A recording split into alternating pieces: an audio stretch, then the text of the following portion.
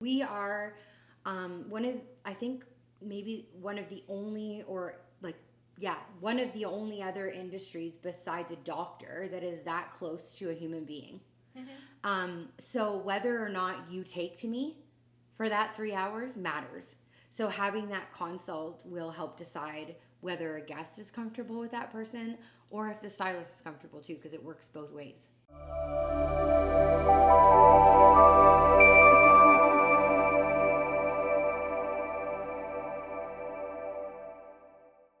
Welcome to Proudly Dufferin. Today I have with me Lianne. And Lianne, I know you, but for our audience, can you introduce yourself and tell us who you are and what you do?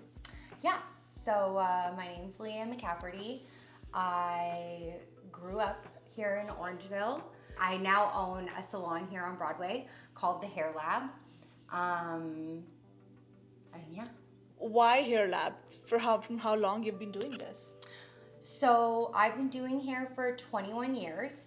I started out, it's actually kind of a cool story how I ended up doing hair.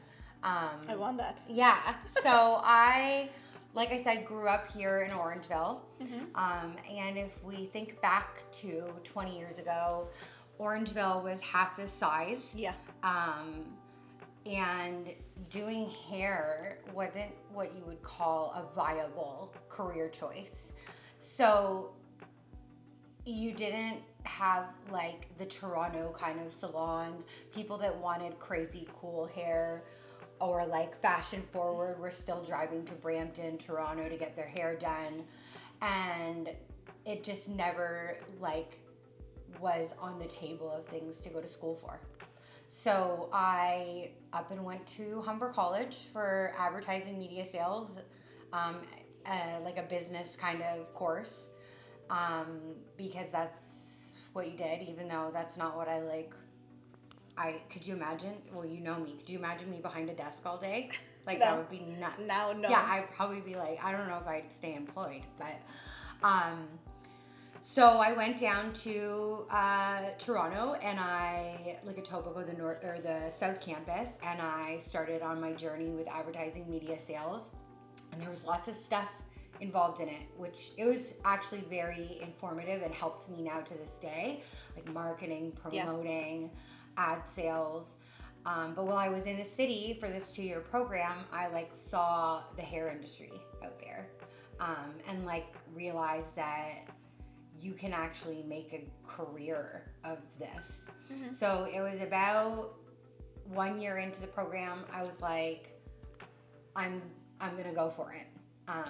So you finished up because you didn't want it to go to waste, like you just finished the program out. And then off I went to hair school, Marco College. Great. My parents at the time were a little bit iffy. Yeah. But I am a Pisces, and with that comes my heart, and I feel like if I have to work for the rest of my life, it has to be doing something that I love. So I went to Marco College on the Danforth and never looked back. Perfect. Yeah. Good for you. It was a pretty big jump, pretty risky, like then, and but it was two different worlds. The industry out there then in Toronto, and the industry in Orangeville then in Toronto. Yeah. The industry in Orangeville was kind of non-existent. So it was just an eye-opener for me that, you can do what you love. So you did your course after doing marketing. Yeah. Did you not like marketing? I did, but I did the ad sales part of it, which is non-existent now. Like basically it's there, but imagine I had chose to go down the path of buying and selling ad spaces. Like there's not that. It's not a thing anymore, really. People are You would have using, upgraded to something else. Online and everything, right? So, but there was aspects of that course, such as like business, like how you interact with people, like your selling skills, also how to market yourself, that I carried with me. I didn't realize I was carrying them with me, but now that I own a business, it's totally when you own a hand in business, hand. you are doing part marketing, part sales, and service. So, Everything. Yeah, unless you outsource it and you have somebody taking care of that part, Yeah. you are doing everything. Exactly. So it's literally like about 10 hats. So I think that it was beneficial. The stars aligned. And yeah. So when you finished your course, did you come back to Orangeville and you started Hair Lab? Or? No. So that was a journey. I stayed in the city because, again, and we were in a day, like, I'm aging myself, but you couldn't go on YouTube and see how to do balayage. You couldn't do, like, it wasn't just all over the place. So how you had to learn back in the day, which I still recommend fully, is you get into a salon that has amazing talent in it, and you assist and you work your way up and you learn from all the stylists around you. So I spent most of my career out in Toronto and a little bit of time in Kitchener area, and learned from some amazingly talented artists, and worked in some very successful salons. And then when I was pregnant with Madeline, I had made the choice that I wanted to move back to Orangeville. I felt at that time Orangeville has tripled the size. Yeah. The industry here is opened up. So people are no longer traveling to Toronto or traveling to Brampton to get their hair done. You've got like Shelburne and Dundalk and all of these places now coming to Orangeville as their central place of wherever they do business or shop, or, get their hair done. And I felt that I had kind of learned enough, not learned it all, but learned enough that I could help add to the industry here by growing other stylists. So making the choice to move home with my little one, it was a no-brainer because Orangeville is an awesome place to raise a little one. No doubt about it.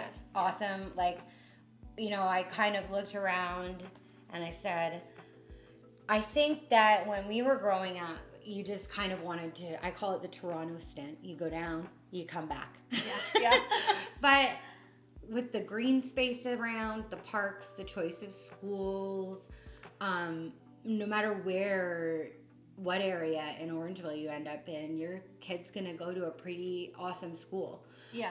And it's community focused. So it was kind of a pivotal moment because I already was gonna have to rebuild a clientele. So it was like, where do I want to do that? Because once you build, you're kind of locked in because that's part of it, right? So if I had started building again in Toronto, it would have been hard to make that move. So when I was coming back to work, it was very much, where am I going to want to be in 10 years? And it was Orangeville. Well, I'm glad you're here. Right? Yeah. So you fixed my hair, so. There we go, right? Yeah. So how long ago, or I should ask, what year did you start Hair Lab? 2023. Yeah. Okay. So we, do you want this story or like, am I talking too much? Okay. So when I moved back, I was working at another local salon, and I came back, got my job at this local salon one day before the world shut down. So my starting date was the day that COVID shut down the world. So I got a call saying like COVID, there's this thing COVID going on, the salons are closing.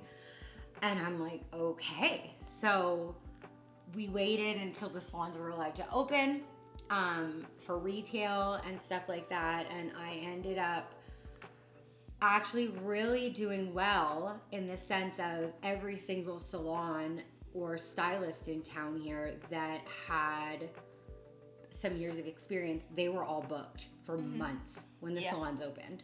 Because they couldn't. Because clients were on waiting lists.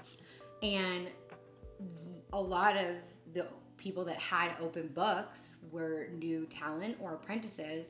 So I was able to come along and be like, hey, senior stylist, I have open books. And I got a lot of new clientele that way.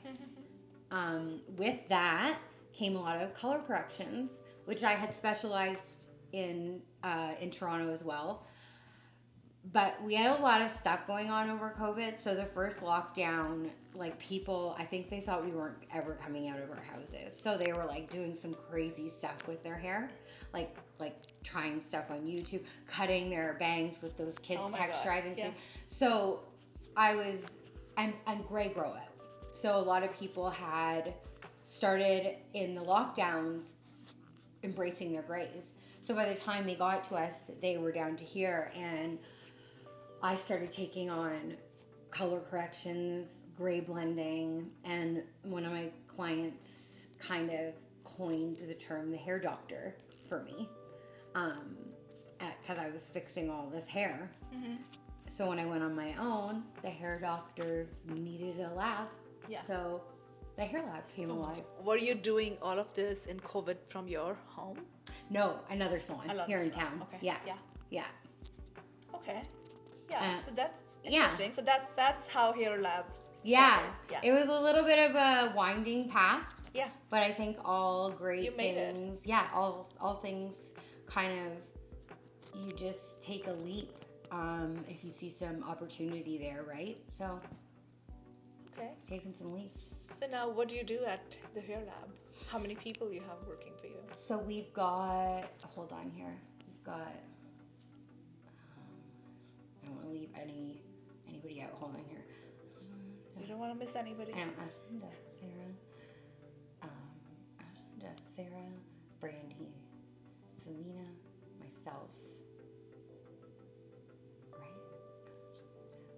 And Daniela. 7. So there's 7 including of us. you. Yeah. 7. And it's. You sure you didn't miss anybody? I think I haven't. So I don't know. You're gonna go back to salon. Jess, Selena, Brandy, Sarah, Ashlyn, Daniela, myself. No. 7. Perfect. Yeah, we're good. Yeah. Yeah. So it's a pretty awesome environment. I will say that. Yeah. You've been there. I've been there. Yeah. Yeah, I know. So I'm not just saying that. Like, I know I'm biased, but yeah, it's a pretty awesome environment. No, I came to you for gray blending. Yes. Yeah. So they look good now. So. Yeah. It's getting there. It's right? getting there. Yeah. So what other kind of services that you provide other than gray blending? We do everything. So anything hair, we do. Highlights, balayage, corrective, gray blending. We do extensions. We have a whole sculptural service that I kind of brought to life when I opened up with scalp cameras, and we go in and start really focusing on where the hair grows from, because that's been missed a lot. Everyone's and focusing you are the on lab, the ends. so Yeah. Right? So where science meets beauty. Yeah. So we do everything there. Like anything hair related, we have going on. We have specialists. So we have myself that specializes in corrections. We have Jess that specializes in blonding and balayage. And that's blonding not on already blonde hair, but blonding on, darker bases. We have salon level and seniors. So very much a big, an arrayment of stylists, personalities, different pricing for different budgets. And the biggest thing that I've had feedback on and that I've kind of pushed to always be our center and our grounding point is that we are all completely very different individuals. You've met us. We're all very different. We have different likes, different dislikes, but our core values are all aligned. So like it works, it jives. We have a small town feel inside with a city vibe. Yeah. So you feel like, you know, you're in a salon downtown Toronto, but you come in and we are warm and friendly. And I'm not saying that they're not out there, and I'm not saying that that's not that doesn't exist. But they are warm, but sometimes, you know, with so many people coming in, there is a miss, like with all that, and that's the beauty of small community. Yes. Because keeping that inside our walls. Yeah. Right? So and keeping not like a big town is not warm or you don't find good people there. Yeah. They're good, and that there's, you know, big cities have their own pluses in their own way, but that community aspect is, it gets, you lose it. Yeah, it does. Yeah. And I've felt it being in both ends, right? Yeah. I felt sometimes out of place, like, because I grew up, I'm a small town girl. So sometimes out of place there, and when I was working in cities, the city salons, and then coming back here, you feel that atmosphere, right? And people want that, I think. Yeah. You know, they want to be greeted as if you guys have known each other, or you will. It's not just like a hello. Yeah. You know, what can I do for you today? Yeah. You know, like it's not like that when you walk in. And it is not an easy medium. So, like, I feel like there has been something in our industry and in life in general where it's like, if you do high end, you have to have this high end attitude. Yeah. And if you're relaxed, it decreases your value. And we've hit that mark where it's not. It doesn't. It's very professional. We are professional first and foremost, but we're also laid back, funny, and small town vibes. So, and I think that that's important. I mean, people come to small towns, small communities. I wouldn't say small town, but tight knit communities, to feel that aura. And your clientele is mostly people who live here. 100%, yeah. So yeah, that's, or people that have moved from the city to Orangeville, so they're obviously seeking something else, right? And that's a good medium. So, so walk me through the process. Oh yeah. Let's say if I'm your client, I don't know you, and I've just seen the hair lab, and I want to experience the hair lab experience. Yeah, absolutely.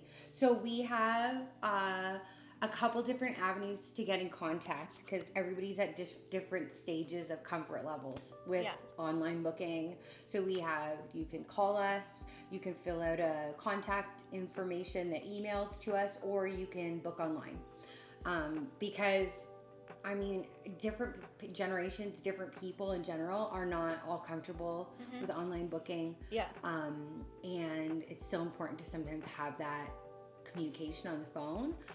We offer free consultations to all guests, new, existing. We recommend it for new almost 100% of the time before booking, because we have to, like a hair appointment now isn't like when you just get a couple highlights thrown in. You're there for a good couple hours. So you want to take the opportunity to come in and see how you vibe with your stylist, if they get your vision, if the stylist vibes with you, if it's something that they can achieve. So taking that 15 minutes or half an hour to come in and like just have a chat about hair goals, hair history, so that you are booked accordingly. You don't, you show up, everybody knows what they're doing.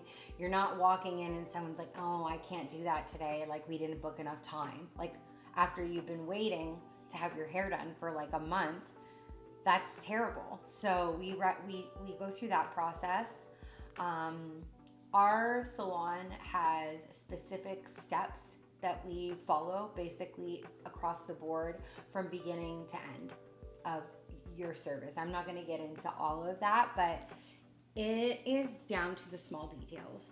So greeting people, standing up, walking over to the door.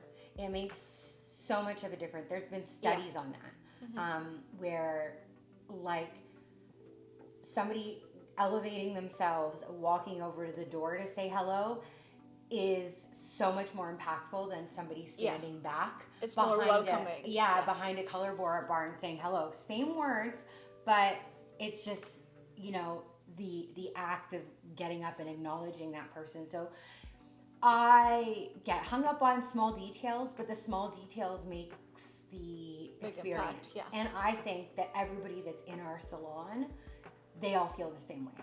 It's all about the small little details. And I feel like that's an Orangeville. That's Orangeville too, right? Oh, I'm so sorry. I'm gonna mute this. Like that's Orangeville. Like look at our Broadway. Yeah. Right? It's like the flower beds. We're constantly, like even in the Orangeville BIA meetings, they're constantly asking, like, what are our takes on what we could improve on the downtown core, right? It's small details, like the flower beds being nicely done. So we also bring that into our location, right? Because, I mean, there's about 200, no, that's over exaggerating it, but like there's a real estate, a hair salon, and a weed shop pretty much on every corner, right? Yeah. So what is it that is going to differentiate you? Is it, offering somebody a beverage versus somebody that just like says, follow me, right? Yeah. And how do you match who from the salon is going to take care of that client? Well, so we have bios online for people to to read through that has like personal, like not personal, like overly personal, but like likes and dislikes. And then you can also go to our individual stylist Instagrams and Facebooks to get a feel for them as a person. We collectively work as a team at the Hair Lab. So if somebody gets service that they might not be 100% comfortable doing, based on what it is, like maybe somebody gets a corrective appointment in their chair and they're like, I'm like not ready for this right now. They'll call me over, or they'll call another stylist over that might want to take that on. For me, I don't do a lot of updos. So Sarah and Jess, they are phenomenal with formal hair. So first and foremost, who can do the service best for that guest, and then secondly, if we meet with them in a consult, what kind of vibe does that person have with? I know I say vibe a lot, but it's so important, right? We are one of the only other industries besides a doctor that is that close to a human being. So whether or not you take to me for that 3 hours matters.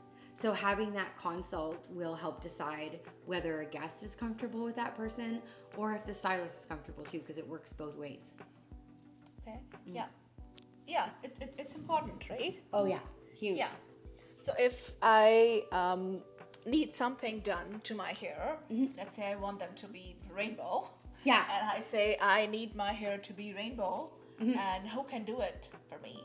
So you are gonna be the person to find the best person in the salon to get me the rainbow hair. Not me specifically. We run receptionists. We all take care of our phones and everything. We all just know each other. So everybody knows. And I know that that's another thing that's not that common. It should be, but it's not. Our team is so team-based. So like if you get on the phone with Sarah per se, or you get on the phone with Jess and it's something that she thinks that somebody else might do better or might connect with this person better, because everybody has different styles, right? Yeah. For example, I'm a little like right? So if there's somebody that's super like laid back, or not laid back, but maybe just like you can tell because we're people readers, that's what we do, that might be a little too much for them, then maybe they might want to go with, I don't know, Jess or Sarah, who's a little more like calmer, like, and we all know that about each other, and we're not afraid to, like, it's not about, oh, this is, I'm taking the call and I want this in my column. It's about what the guest is gonna, it's gonna be best for the guest. So we all are aware of those things. Supporting each Yeah, other. yeah, 100%. And it is lacking. I feel like it's coming back around where that's something that is looked after in our industry, but it is another thing we get a lot of compliments on.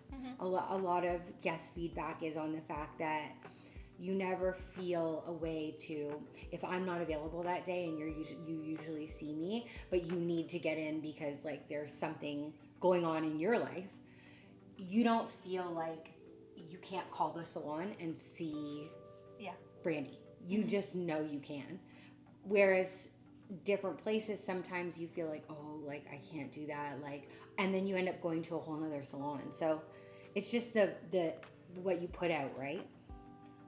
Okay, that's actually interesting, and that's what the vibe that I've gotten Is that okay? Good. Yeah, it's like, see, it's not just smoke and mirrors. Yeah. Good. Let's say there is somebody who have gotten a lot of treatments done in the past, and their hair are all gone, fried, all frizzy. Is there a way to recover that? Yeah. Or can you do that? So you can't essentially recover hair without a haircut. Nothing is going to bring it back to life. So when you hear people saying the only way to get split ends off is to cut them off, it is true. However, there are products and treatments that we have in our salon that are able to help keep that hair. It biomimics the protein chains in the hair. And it will help keep the hair on the head until the hair is able to grow. And it helps add protein back into the hair. So, for example, if you have very damaged hair, a lot of the time it means that we have the protein is not, there's no protein left in the hair if it's breaking. So K18, the science in it will mimic that protein chain in order to help hold color and help keep that hair on the head. So is it essentially healed? No, it's not healed. But does it look healed? And is it feeling healed until it's actually healed? Yes. So I compare it to polysporin for the hair. Or CPR. CPR, like you said. And you've used K18. So you've felt those benefits. The products, all of the products that we use, and this is one thing when I opened the hair lab, we have a curated selection of products, meaning that I'm not necessarily brand loyal. We are customer loyal.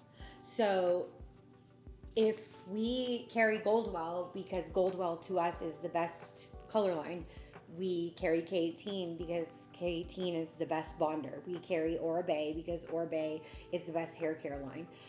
I don't really do the whole, this is Redken, so we have to use this Redken lightener, or this, like, you know, where you get umbrellaed with, so like, you do whatever is best for the guest. It's guest loyalty rather than brand loyalty.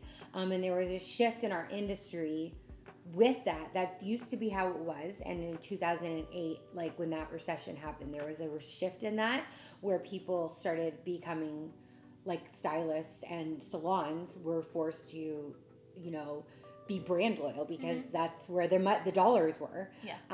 But taking it back to the point of which, like, what's going to work for my guests, not here's what I have, that might work for you, but this is what we have sought out that we know will work for you, whatever the name is. Perfect. Yeah, and that's how it should be. Yeah, I feel as a consumer, Yeah, that's what I would want. So I like try to keep that in mind. You know, and these are the little things that I feel like make it stand out and make our service stand out, and all of our stylists. When I say that our values and our are all in alignment, no matter if we're like completely opposite personalities, those are those values, is like guest focused, customer service oriented, and giving 1,000% into anything that we're doing that day.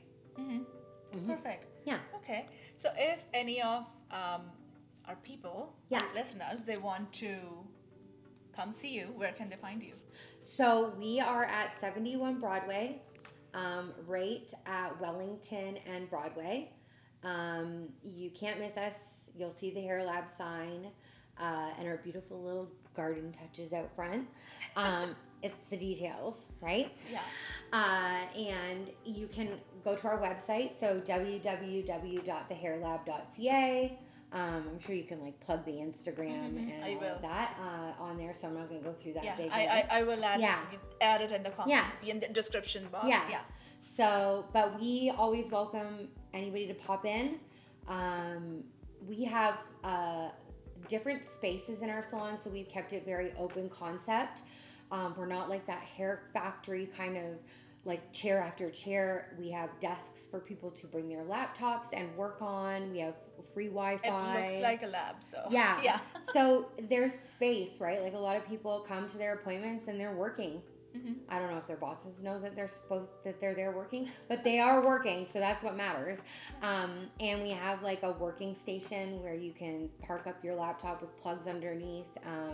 We try to just make it as comfortable and as fluid as possible. So that's where you can find us. And the parking's on the side. Oh yeah, we have parking, which is a huge thing on Broadway.